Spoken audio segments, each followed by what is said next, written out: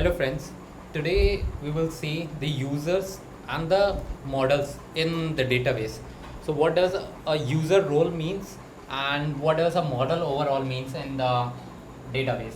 So models we had already seen some part in the overview. Today we will discuss slightly in more depth. So the first thing I told around is the users and the other one the model. Users, I mean, the very first important user in the database is the database administrator.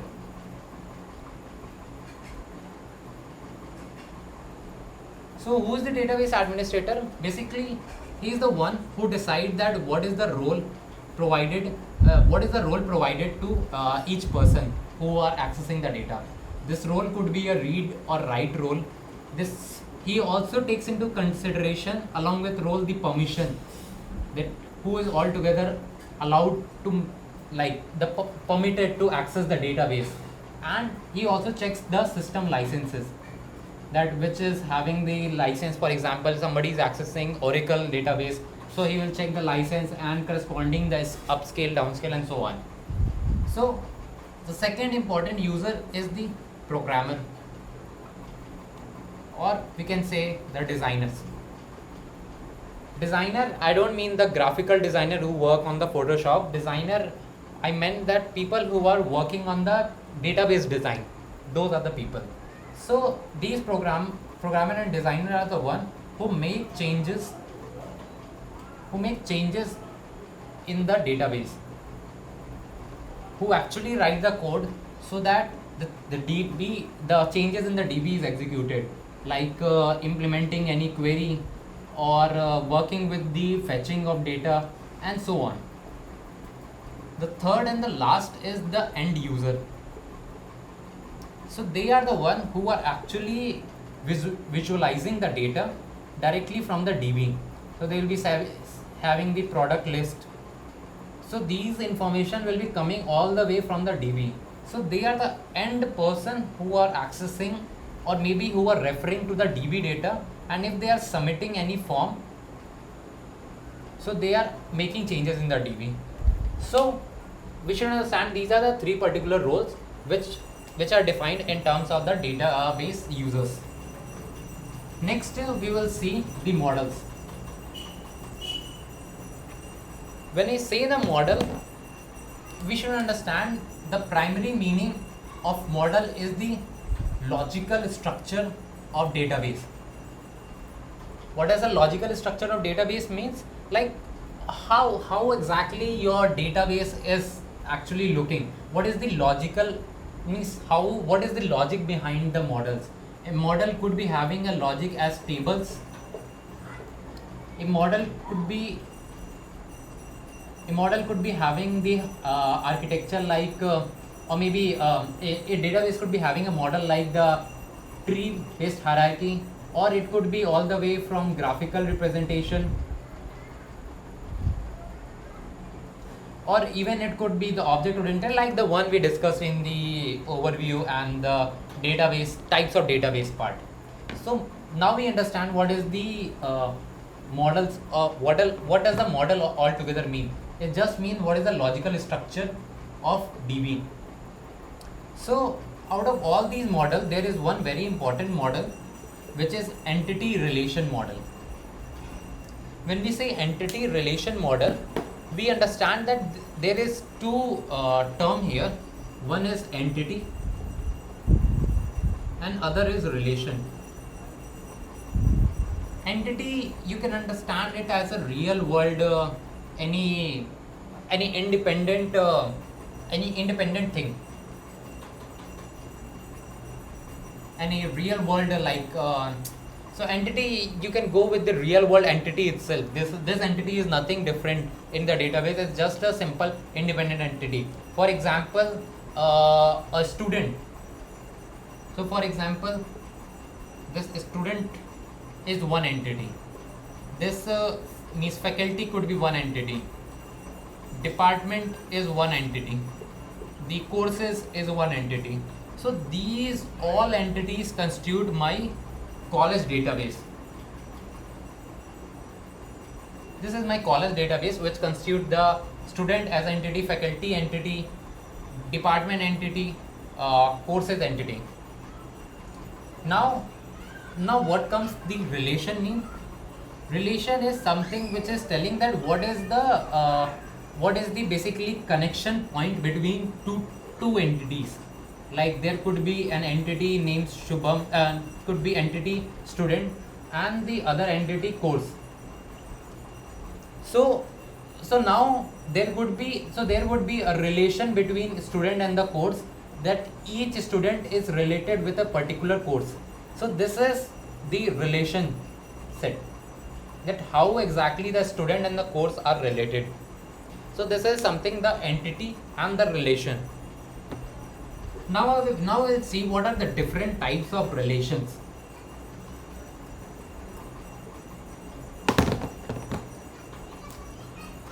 So there are basically primarily 4 types of relationship within the entities. So relation, when we say relation, then definitely that's between the entities. First is one-to-one. Second is one-to-many, where when n is representing many. Third is n-to-one, many-to-one, and fourth is many-to-many. So now you must be wondering, like, what is this one-to-one and one-to-many represents?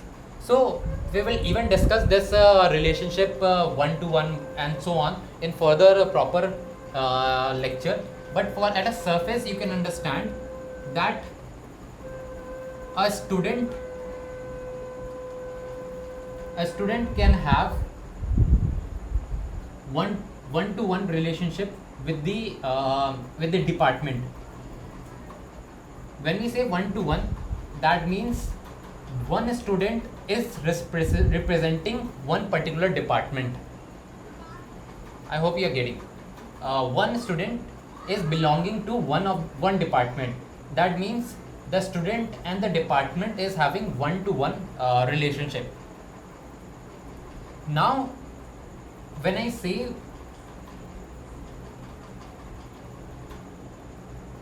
now let's see the one-to-many.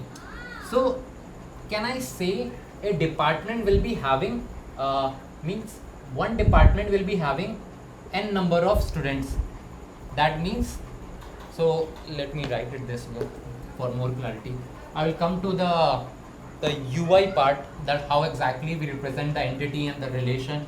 So the relation being shown in diamond notation and entity being shown in the rectangular. So we will come to that. Each student belong to a department. That means one student is related to one department only. One student cannot be related to many departments. In this, we can say one department have n students. So department to student is means 1 to n mapping.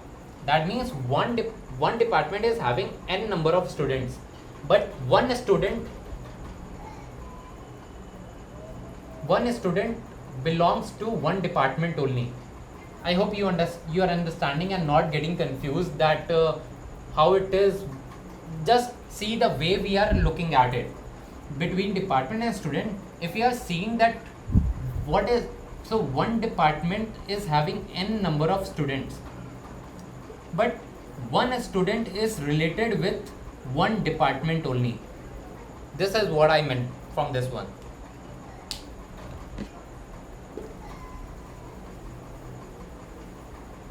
Now coming to the n-to-1, there could be n students enrolled in one course. So this is n-to-1 mapping. That means n student is enrolled in one course. It could it could also happen that n students are enrolled in n courses. So just like what happens in a semester, there are n courses and n number of students, those are enrolled in those courses. So this is something which you should understand, one-to-one mapping, that one entity is related with the one of the entity. One to n means one entity is related with the n number of basically data sets. N to 1 means n student is enrolled with one course. N to n means n students are enrolled in n courses. So these are some of the like relationship that is being followed in this basically the entity relational model. Now we will see some very basic terminology again, which is being followed as part of the tabular notation. So this is your table. So let's say it's a student table. This is your student ID, this is name, this is age, and this is, let's say, class. So I can say, let's say there are 4 students in the class. 1, 2, 3, 4, name A, B, C, D, age A1, A2, A3, A4, C1, C2, C3, C4. So we'll just see that what all basically, there is one term which we need to understand is tuple, or we call row. Once you have heard this term, you can understand this represents that one particular entry. This is one particular entry in the database, in the student data, in the student basically table. This is not database, this is table representing. Database contains many tables, and a table contains many number of columns. Also a table contains many number of tuples and row. So this again you should be clear upon. This is representing the tuple. That means one particular entry. One entry is student ID 1, name A, age A1, class C1. The other is the column. So if you are asked that what is the columns of this student, you can say it is ID, name, age, and class. When we say column, it's called the attribute or column. Attribute, as you can see, so this is terminology in terms of entity. This is terminology in terms of the table.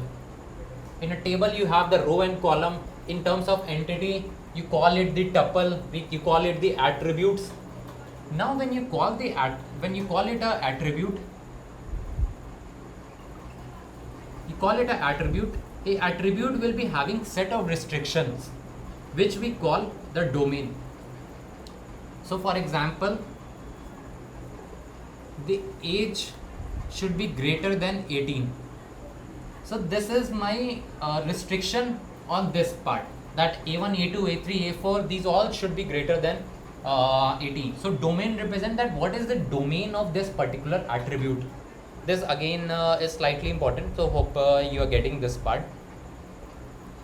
The fourth part is the schema. So for a given this student table, my schema is representing this thing: ID, name, age, class. This is my schema. So what is schema means? Schema means what is the actual architect or structure of this, basically this model, or this not just model, this table. This is the schema of student table.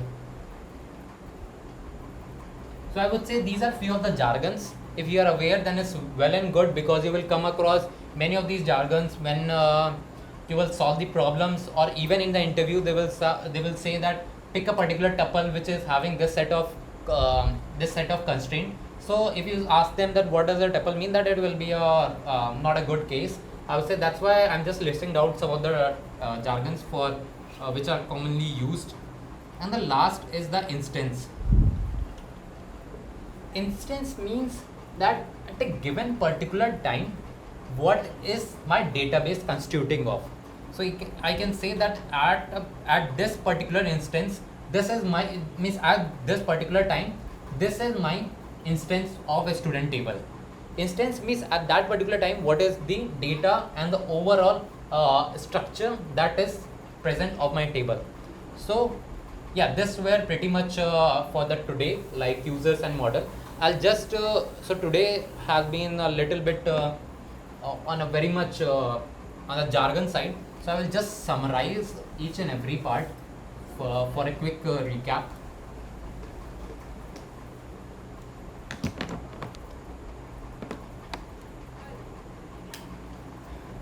First we have seen the users, where we had the DBA, the administrator, the programmer, and the end user.